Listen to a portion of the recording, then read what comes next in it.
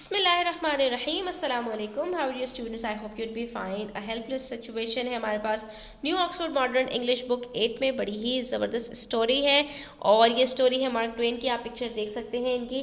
इन्होंने एक लेटर का इसमें तस्करा किया है जो कि एक ख़ातून ने इनको लिखा है, जिनको ये नहीं जानते, लेकिन वो ख़ातून इनको किसी ना किसी तरह से जानती हैं और वो अपना पूरा इंट्रोडक्शन दे रही हैं और वो इनसे कुछ हेल्प मांग रही हैं। अब वो हेल्प क्या है इस लेटर को पढ़ के हमें पता चलेगा, लेकिन इस लेटर को पढ़ने के बाद इनको अंदाज़ा होता है कि उन्होंने जो हेल्प इनसे मांगी है तो यहाँ पर वो उनकी किसी तरह हेल्प नहीं कर सकते, क्योंकि वो उनसे जो फेवर मांग रही हैं तो वो अपनी सिफारिश करवाने का फेवर मांग रही हैं, एक ऐसी चीज़ के लिए कि जिसमें सिफारिश की कोई ज़रूरत नहीं है।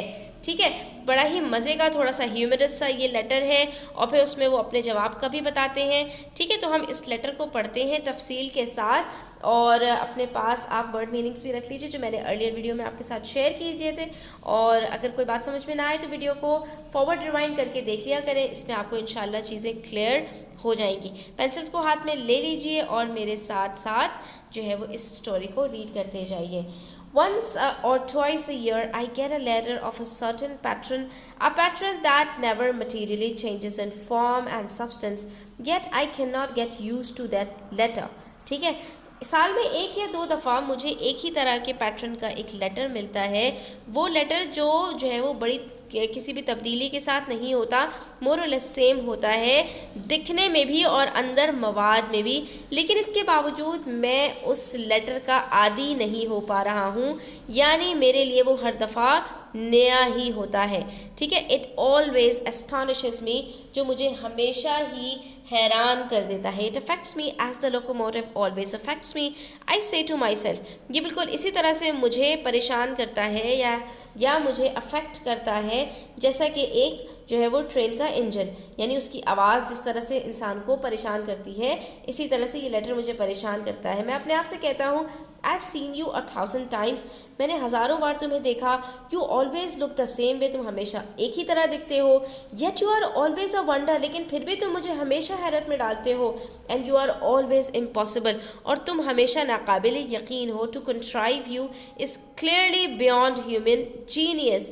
ठीक है, तुम्हें ईजाद करना, तुम्हें मुरतब करना, तुम्हें लिखना एक इंसान की अक्ल से मावरा है, इंसान की अक्ल से बाहर है। यू कांट एग्जिस्ट, तुम जो है वो एग्जिस्ट ही नहीं कर सकते, तुम्हारा कोई वजूद ही नहीं है। यू डोंट एग्जिस्ट, और तुम जो है वो अपना कोई वजूद नहीं रखते। येट हेयर यू आर, लेकिन इसके बावजूद तुम मेरे सामने हो। यानी वो लेटर से को देख के उससे बातें करते हैं और वो कहते हैं कि इस तरह का लेटर नहीं होना चाहिए, लेकिन इसके बावजूद तुम जो है वो वजूद में आए हो, तुम्हें लिखा गया है। I have a letter of that kind by me, मेरे पास इस तरह का एक लेटर है। अ वेरी ओल्ड वन, और वो बहुत ही पुराना है। I yearn to print it and where is the harm. ठीक है, मैं चाहता हूँ, मेरी दिली ख्वाहिश है कि मैं इसको प्रिंट करूँ और इसमें कोई बुराई भी नहीं है। The writer of it is dead years ago, अब जाहिर है ये लेटर बहुत पुराना है और इसका लिखने वाला भी दुनिया से जा चुका है। No doubt, and if I conceal her name and address, her this world address, I am sure her shade will not mind.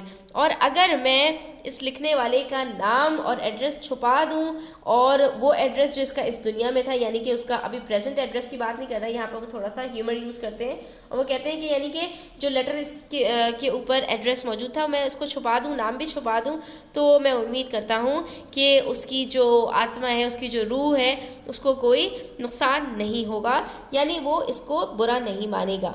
ठीक है, and with it I wish to print the answer, और इसके साथ साथ मैं इसके answer को भी प्रिंट करना चाहता हूँ, which I wrote at the time, जो मैंने उसी वक्त लिख लिया था, but probably did not send, लेकिन शायद मैंने उसको सेंड नहीं किया था।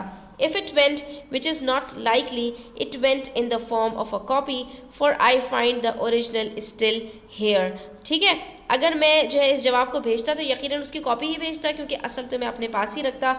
Pigeon hold with the said letter, क्योंकि मैं उसको लेटर के साथ ही आंसर को भी अपने पास खाने में महफूज करके कहीं पर रख लेता। To that kind of letters we all write answers which we do not send. इस तरह के खतूत का जवाब हम लिखते तो हैं लेकिन हम उसको भेजते नहीं हैं, अरसाल नहीं करते।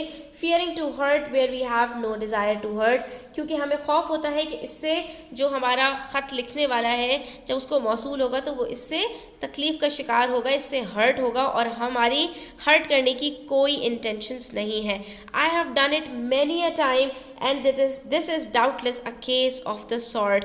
मैंने इस तरह बहुत दफ़ा किया है, क्योंकि मुझे इस तरह के लेटर्स मिलते रहते हैं, मैं उनका जवाब लिखता हूँ लेकिन मैं उसको सेंड नहीं करता, और उसकी वजह यही है जो मैंने आपको बताई। अब जो है वो मैं यहाँ पर आपको लेटर जो है वो दिखाता हूँ कि वो लेटर क्या था जो मेरे पास बहुत पुराना पड़ा हुआ है। ठीक है, तो ये इनके नाम पर लेटर आया था। ठीक है, और इनका नाम है S.L. क्लेमेंस। बेसिकली ये मार्क ट्वेन है और इनका असली नाम जो है वो हमें बताया गया है आखिर में, वो है सैम्यूल लैंगोर्नी क्लीमेंस। ठीक है, तो इसी नाम से इनको जो है वो लेटर रिसीव हुआ है। तो बेसिकली जो ऑथर हैं उन्हीं को ये लेटर रिसीव हुआ है और वही यहाँ पर नैरेटिव भी हैं और यहीं पर ऑथर भी हैं। तो S.L. क्लीमेंस इनकी शॉर्ट फॉर्म है। ठीक है, सैम्यूल लैंगोर्न क्लीमेंस की। Dear sir, you will doubtless be surprise to know who has presumed to write and ask a favour of you. तो यहाँ से वो डियर सर से स्टार्ट करती हैं कि आप यकीनन हैरान होंगे कि किसी ने खुद से जो है वो लिखा है आपको लेटर और आपसे एक फेवर मांगी है, यानी कि आप मेरा एक छोटा सा काम कर दीजिए। Let your memory go back, यानी आप रिकॉल कीजिए अपने पुराने दिनों को इन दी हम्बोल्ट माइंस, जब आप हम्बोल्ट माइंस के अंदर रहते थे। 1862, 1863, यानी कि अभी जो लेटर लिख रही है वो 1879 और ये पुरानी बात है, यानी कोई 16-17 साल पुरानी बात है। You'll remember you and Clutchet and Oliver and the old blacksmith Tilo lived in a lean-to which was halfway up the gulch। तो आप और आपके कुछ साथी जो कि नाम यहाँ मेंशन किए हैं एक लीन टू के अंदर रहते थे। लीन टू किसको कहते हैं? वो इमारत जिसकी जो छत है वो किसी दूसरी इमारत के सहारे पर हो, तो उसके तकरीबन आधे ऊपर एक गल्च से रहते थे। And there were 6 log cabins in the camp, जहाँ पर 6 कैबिन्स थे उस पूरे कैंप के अंदर। Strung pretty well separated up the gulch, जो कि टंगे हुए थे यानी कि ऊपर की तरफ लटके हुए थे गल्च से, from its mouth at the desert to where the last claim was. ठीक है, तो ये पूरी पट्टी के ऊपर जो है वो 6 कैबिन्स थे जो कि गल्च के ऊपर थे, और जो है वो वहाँ पर क्या था, उसके बिल्कुल दिहाने से, एक दिहाने से दूसरे दिहाने तक थे। सही है, तो यहाँ पर आपको बता रहे हैं जहाँ पर आखिरी दिहाना था वहाँ पर वो डेजर्ट स्टार्ट हो रहा था।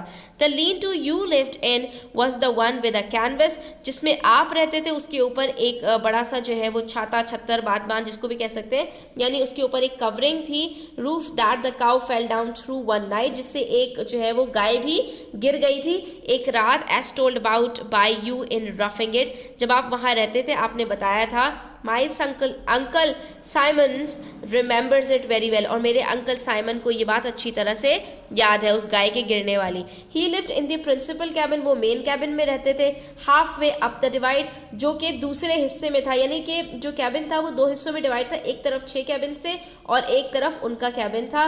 Along with Dixon and Parker and Smith, वो इन तीनों लोग के साथ रहते थे।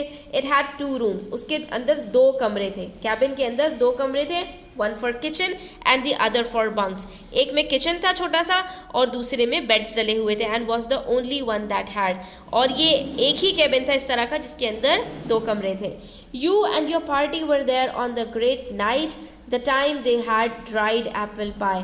ठीक है, आप और आपकी पार्टी जो है वो एक रात में उन्होंने जो है वो ग्रेट एप्पल पाई की बड़ी ज़बरदस्त शानदार पार्टी की थी।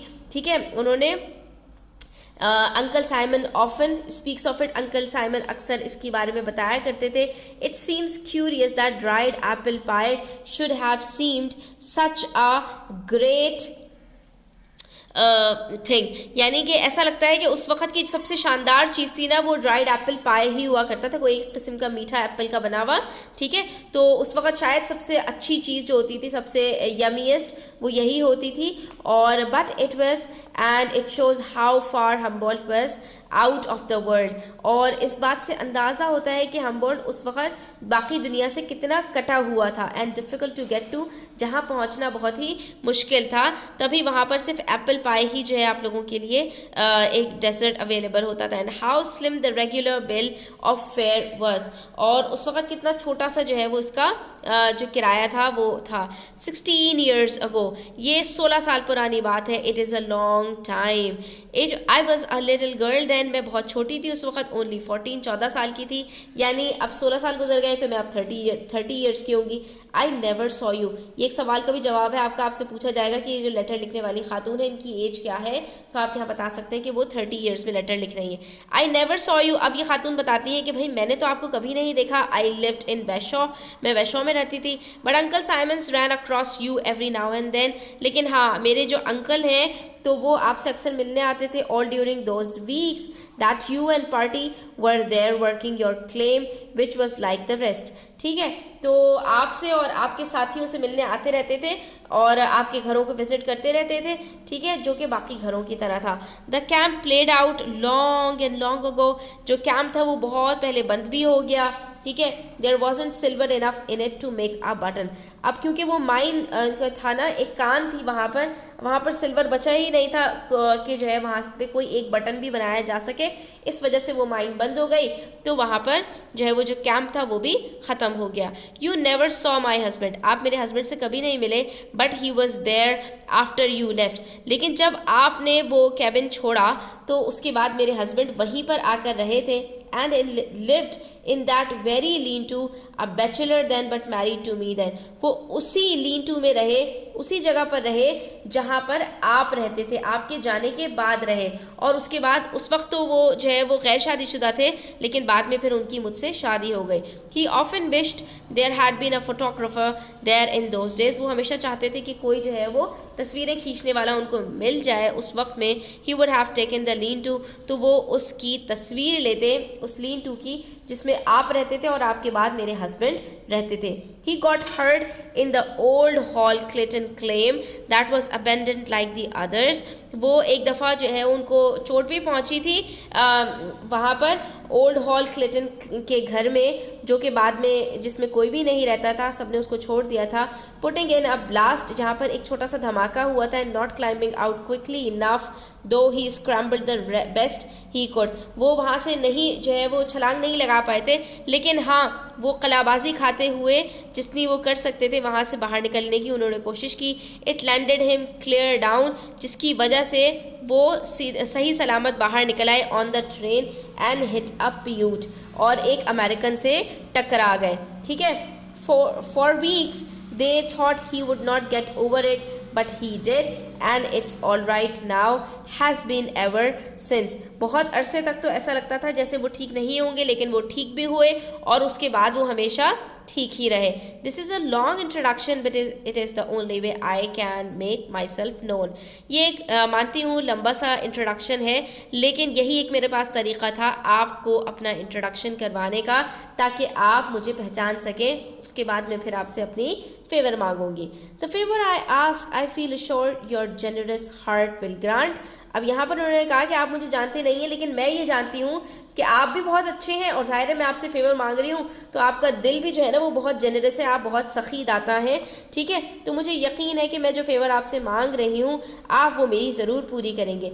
Give me some advice about a book I have written. मुझे ज़रा उस किताब के बारे में थोड़ी सी कुछ एडवाइस दे दीजिए जो मैंने लिखी है। I do not claim anything for it, मैं आपसे इसके एवज में कुछ नहीं मांगती।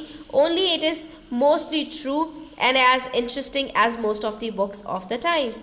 लेकिन हाँ, मैं आपको इतना बताना चाहती हूँ कि ये बिल्कुल सच है किताब में जो कुछ लिखा है, और ये इंटरेस्टिंग भी है बाकी किताबों की तरह जो कि आजकल नज़र आती हैं। I am unknown in the literary world, मुझे ज़्यादा अदबी दुनिया का नहीं मालूम। And you know that what that means unless, और आप जानते हैं इसका क्या मतलब है।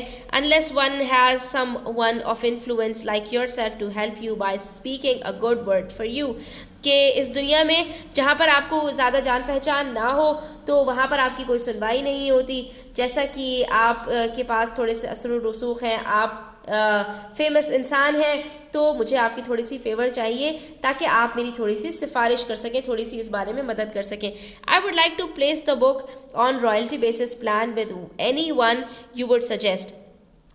अब यहाँ पर लेडी ने अपनी किताब के बारे में कुछ भी नहीं बताया, ठीक है, अपने बारे में कुछ नहीं बताया, सिर्फ जो सामने वाला जिनको वो लेटर लिख रही हैं मिस्टर क्लीमेंस को, उनके बारे में बताया और अपने अंकल और उनके पुराने दिनों के बारे में बताया। सिर्फ यानी इंट्रोडक्शन करवाया कि मैं कौन हूँ, आप मुझे नहीं जानते हैं और मेरी किताब को भी नहीं जानते, मैं अपनी किताब के बारे में भी कुछ नहीं बता रही। येट इसके बावजूद आप क्या करें कि आप मेरी किताब के बारे में थोड़ा सा जो है वो मुझे रिव्यू दे दें और जो है वो अब आगे कहती हैं this is a secret from my husband and family, मतलब मैंने उनको सरप्राइज़ भी रखा हुआ है अपने हस्बैंड और फैमिली से। I intended as a surprise in case I get it published. हाँ, मैं इसको जो है पब्लिश करवा लूँ तो फिर मैं जो है ना उनको सरप्राइज़ देना चाहती हूँ और मैं इस किताब को रॉयल्टी बेसिस प्लान के ऊपर भी रखूँगी, यानी कि जो पब्लिशर भी इसको जो है वो पब्लिश करेगा तो वो हर बुक के एवज़ में मुझे कुछ जो है वो इसके पैसे दे दे, तो इसको कहते हैं रॉयल्टी। मैं इसको रॉयल्टी बेसिस के ऊपर करवाऊंगी। यानी एक तो ये होता है कि आप अपने नाम से बुक को शाये करवाएं, ठीक है, तो उसके अंदर बुक का जो पूरा रेवेन्यू है वो आपको ही मिलता है, ठीक है, उसके अंदर पब्लिशर का कुछ नहीं होता। लेकिन एक ये होता है रॉयल्टी बेस कि मैं आपको अपनी किताब देती हूँ, ठीक है, पब्लिशर के नाम से होगी और बस मुझे क्या है कि हर बुक के एवज़ में मुझे उसका एक थोड़ा सा शेयर मिलेगा, तो इसको कहते हैं रॉयल्टी बेसिस पर। तो मैं इस किताब को रॉयल्टी बेसिस के ऊपर जो है वो करवाना चाहती हूँ, तो जाहिर है उसके लिए मुझे एक पब्लिशर चाहिए। तो feeling you will take an interest in this and if possible write me a letter to some publisher. तो मैं समझती हूँ कि आप इसमें थोड़ा सा इंटरेस्ट लेंगे, अपना थोड़ा सा शौक़ जाहिर करेंगे और मेरी मदद करेंगे और मेरी खातिर एक पब्लिशर को लेटर लिखेंगे। और बेटर स्टिल, और ज़्यादा बेहतर तो ये होगा if you could see them for me and then let me hear. और आप या तो मेरी 1-to-1 जो है ना पब्लिशर से मेरी खातिर किसी से मिल लीजिए और उसके बाद फिर मुझे लेटर में बताइए कि आपकी मुलाकात में क्या हुआ। I appeal to you to grant me this favour. मैं आपसे जो है वो दिली दरख्वास्त करती हूँ कि आप मुझे फेवर दीजिए। With deepest gratitude I thank you for your attention. और मैं आपकी इसके बारे में काफ़ी शुक्रगुजार भी हूँ कि आपने मेरे लेटर को तवज्जो दी। अब ये जो मार्क ट्वेन साहब हैं, ये जो है थोड़ा सा इसके बारे में, लेटर के बारे में बताते हैं कि उनको कैसा लगा, लेटर के बारे में उनके क्या तासुरात हैं और फिर वो अपना आंसर भी इसके अंदर शेयर करेंगे। One knows without inquiring that the twin of that embarrassing letter is forever and ever flying in this and that and the other direction across the continent in the mails daily, nightly, early, unceasingly, unrestingly। ठीक है, इन्होंने कहा कि जो है वो सबको पता है बग़ैर किसी हीलो हुज्जत के कि इस तरह के जो लेटर्स हैं, एम्बैरेसिंग लेटर्स, यानी इन्होंने इस लेटर को कहा कि ये शर्मिंदा कर देने वाला एक लेटर है जो कि हमेशा और हर वक्त जो है वो इधर उधर फ्लाई करता रहता है। यानी कि लोग इस तरह के लेटर्स लिखते रहते हैं और सब जहान में इस तरह के लेटर्स भरे पड़े हैं, मेल्स में भी, हर रोज़, नाइटली, आवरली, अनसीजिंगली, अनरेस्टिंगली, यानी ना ख़त्म होने वाले, ना रुकने वाले ये लेटर्स हमें चारों जानिब नज़र आते हैं। It goes to every well known merchant. अब ये हर तरह के जितने वेल नोन लोग होते हैं ना, मशहूर लोग होते हैं, चाहे वो ताजिर हो and railway official and manufacturer and capitalist and mayor and congressman and governor and editor and publisher and author and broker and banker, यानी जितने लोग ज़रा से मशहूर हो जाते हैं वो बेचारे इस तरह के लेटर्स से परेशान हैं। क्यों? क्योंकि लिखने वाले इस तरह के लोगों को तलाश करते रहते हैं फॉर सम इन्फ्लुएंस, कि वो चाहते हैं कि हमें थोड़ा सा इनका असर व रसूख काम आ जाए। In a word, to every person who is suppose to have influence, यानी जिसके पास भी ज़रा से असर व रसूख है उस तरह के लोगों के पास इस तरह के लेटर्स आते रहते हैं। It always follows the one pattern, इसका पैटर्न एक ही होता है। यानी कि इन्होंने शुरू में बताया था ना कि वो फॉर्म और सब्सटेंस में एक जैसे होते हैं। You do not know me आप मुझे नहीं जानते, but you once knew a relative of mine, लेकिन आप जो है वो मेरे एक जानने पहचानने वाले को कभी ना कभी जानते थे। मुझे तो आप नहीं जानते, लेकिन मेरे किसी रिश्तेदार को आप कभी ना कभी जानते थे, एट्सेट्रा एट्सेट्रा। जैसा कि इस लेटर में इनको रिसीव हुआ कि आप मुझे तो नहीं जानते मिस्टर क्लीमेंस, लेकिन आप मेरे एक अंकल थे साइमंस, उनको आप जानते थे कभी ना कभी, कब, 16 साल पहले। We should all like to help the applicants. अब यहाँ पर वो अपना एक जो है वो ऑनेस्ट रिव्यू दे रहे हैं कि हम चाहते हैं इस तरह के लोगों के लेटर्स का जवाब देना, उनकी मदद करना। We should all be glad to do it, हम खुश होंगे उनकी मदद करके। We shall all like to return the sort of answer that is desired, हम उनको वो जवाब देना चाहते हैं जो उन्होंने हमसे सवाल किया है। But well, there is not a thing we can do that would be a help, for not in any instance does that letter ever come from anyone who can be helped. लेकिन हकीकत ये है कि हम इस तरह के letters की कभी भी मदद नहीं कर पाते, क्योंकि वो लेटर जिसके पास से आया है हम उसको जानते तक नहीं है। द स्ट्रगलर, वो बेचारा मेहनत करने वाला, कोशिश करने वाला, whom you could help does his own helping, जो शख्स मदद तलब कर रहा है वो अपनी मदद आप कर सकता है, यानी खुद अपनी मदद कर सकता है। It would not occur to him to apply to you stranger, ठीक है, उसको ज़रूरत ही नहीं है आपको लेटर लिखने की या किसी भी असर रसूख रखने वाले शख्स की मदद मांगने की। He has talent and knows it, उसके पास टैलेंट भी है और उसको ये बात पता है कि मेरे पास टैलेंट है। And he goes into his fight eagerly and with energy and determination, all alone preferring to be alone, ठीक है। वो खुद अपनी लड़ाई लड़ सकता है, वो खुद अपने लिए आवाज़ उठा सकता है, वो खुद अपने लिए मेहनत कर सकता है, वो सब कुछ उसकी अपनी मेहनत है, तो वो अपने लिए आवाज़ भी उठा सकता है ना, ठीक है। और वो अगर चाहे तो अपनी मदद खुद कर सकता है, सिर्फ प्रेफरेंस की बात है कि वो अपनी मदद खुद करना चाहे तो। That pathetic letter which comes to you from the incapable, the unhelpable, how do you who are familiar with it answer it, ठीक है।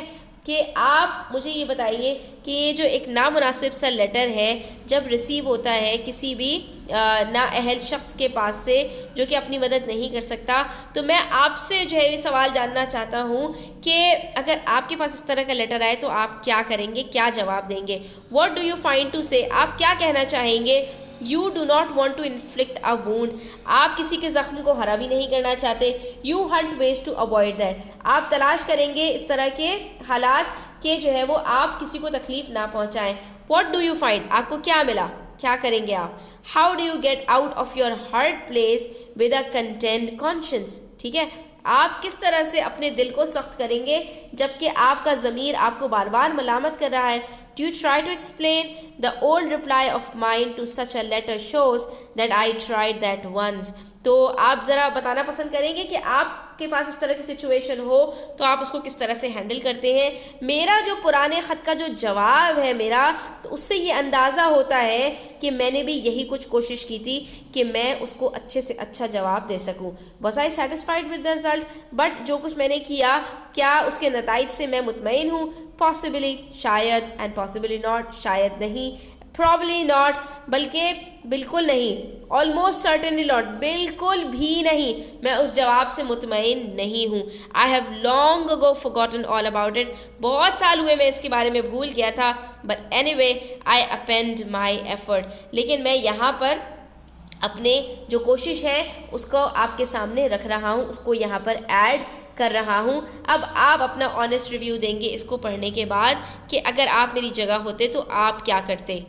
अब ये जो रिप्लाई है स्टूडेंट्स, ये काफ़ी ह्यूमरस है, बड़ा ही मज़ेदार है, तो इंशाल्लाह इसको हम नेक्स्ट वीडियो के अंदर आपके साथ जो है वो शेयर करेंगे। वीडियो काफ़ी लंबी हो गई है, आज के लिए इतना ही। वीडियो अच्छी लगी हो तो लाइक कीजिएगा, अपने फ्रेंड्स के साथ शेयर कीजिएगा, चैनल सब्सक्राइब नहीं किया तो सब्सक्राइब कर लीजिए। अपना ख्याल रखिएगा, अल्लाह हाफ़िज़।